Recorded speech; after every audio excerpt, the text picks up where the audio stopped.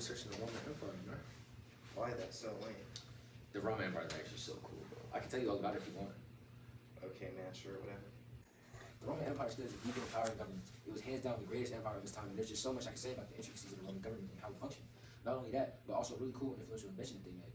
The Roman Empire's government had its roots in the Roman Republic, which existed for centuries before the empire's emergence. The Republic was characterized by a complex system of checks and balances, including the Senate, magistrates, and assemblies. The Senate composed of the elite, advised magistrates, and helped craft policies. The transition from republic to empire occurred amid political turmoil. Julius Caesar's rise to power marked a turning point, leading to his assassination. Augustus, his successor, established the Principate, essentially becoming Rome's first emperor and maintaining the facade of the republic. The Senate retained some authority, but real power rested with the emperor. The Roman Empire government was a mixture of centralized authority and regional autonomy. The emperor held supreme power, controlling the legions and foreign policy. Beneath the emperor were various administrative officials, including governments who ruled over provinces. Despite the emperor's authority, the Senate played a crucial role in legislation, diplomacy, and administration. Senators came from the Roman elite and advised the emperor, however, their influence fluctuated over time. The Roman legal system was renowned for sophistication. It laid the foundation for modern legal principles. Roman law was codified and ensured fair treatment for citizens, making the empire's vast territories more manageable. The government of the Roman Empire was a complex amalgamation of tradition, innovation, and power. It left a lasting legacy, influencing governments for centuries to come. As we explore the ruins of this mighty empire, we can't help but marvel at its enduring impact on the world. So, the Roman Empire was not only a military and political juggernaut, but also a crucible of ideas and inventions that significantly shaped the course of human civilization. The aqueducts of ancient Rome were remarkable feats of engineering, designed to transport fresh water from distant sources to urban centers. These amazing structures were made because the city's massive population required a reliable supply of clean water. The Roman aqueducts, characterized by their precise construction and impressive scale, revolutionized urban planning, sanitization, and public health. Dude, that's actually so cool. Nah, ancient Greece is way better. Way better, way better. Bro, what do you mean? Way better. Economy, everything's better. The economy of ancient Greece was primarily based on agriculture, trade, and craftsmanship. There were a lot of farming, producing goods, and exchanging in maritime trade with other cities and states. Commerce played a significant role in the economy, with merchants traveling across the Mediterranean Sea to exchange goods. Additionally, the cities and states often maintained their own coins, which facilitated trade and economy transactions. Ancient Greece agriculture was renowned from the distinct style and influence of Western agriculture. It featured elements such as the use of columns, such as Doric, Iconic, and Corinthian, pediments, friezes, and they built impressive structures like the Parthenon and temples showcasing their mastery of proportion and harmony design. The agriculture reflected their belief in the ideal balance between beauty and function. Coins played a significant role in shaping ancient Greece society and economy. The introduction of standardized coinage increased trade and facilitated economy transactions. It provided more convenient and portable form of currency compared to bartering or using commodities.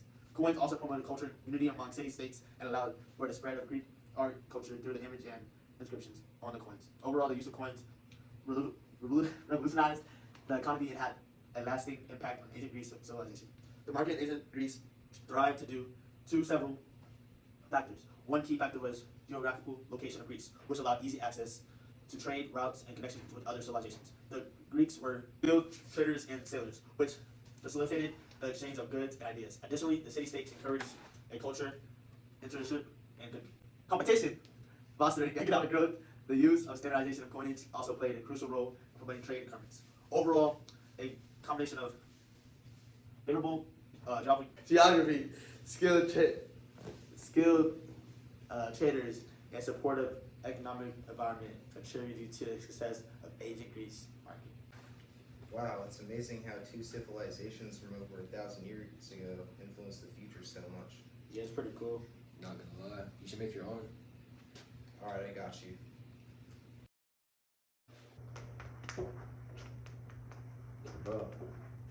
Bro. Good guys. Yeah. Yo, what's up? Ellie, yeah. What's up? Oh, you finished your research, bro? Yeah, I did. Alright, go ahead, sit down, tell us about it. Alright. Let me tell you about the Chinese Empire, bro. It was so crazy, bro. Alright.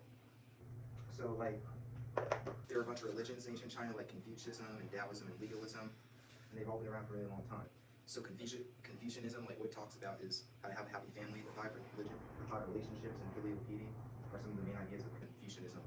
One big piece of Confucianism and the five relationships was to bring order to the family. Confucianists value education, getting a good job, and having a good moral character. Well, the central idea of Taoism was that life is full of opposites, such as light and dark. Taoism, like Confucianism, was more of a philosophy than a religion, but shared key ideas with another religion, Buddhism. Buddhism is now one of the biggest religions in the world. One of these shared ideas was that a human's life is only the first step in a larger process.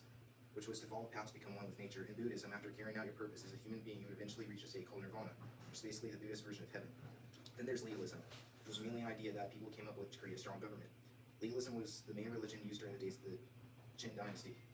Hey, I have a question. Was legalism more important than Buddhism or more public?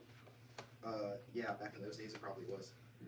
So legalists believed that by enforcing strict laws, you can maintain order in society and help higher rank officials keep power over smaller groups of people.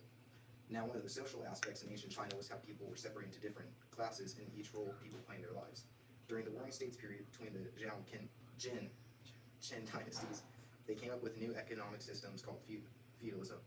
This allowed people to live in harmony and balance. Usually the way it would work was the king would own all the land, he would give pieces of it to his servants called lords or nobles. These servants would get pieces of the land in return for military protection for the king. When a war would break out, all the nobles would send out their soldiers. At the bottom of the social hierarchy were the peasants who would give all their crops to the lords. This idea was later responsible for other countries and empires coming up with new forms of government, everyone from the medieval empire to the French. Religions like legalism inspired the idea that people should be punished for doing bad things and be rewarded for doing good things, which influenced the system of law and order that we have now. This inspired documents like the Ten Commandments, system of government that we have now in the U.S. and many other countries. This is also why we have police officers and judges to enforce the laws, and other citizens of the government will follow them. The reason legalism doesn't always work though is because of its inflexibility. Religions like Confucianism made us understand the importance of education and how to live a healthy lifestyle, while social elements in ancient China like feudalism inspired some of the same economic rules we have today. This is how these beliefs and ideas have impacted modern times and why they are still important as every day. Wow, that's crazy. That's cool, man. That's awesome. I still think Greece is the most important, have the best economy, best at all. Yeah, I'm not sure that I'm my road there.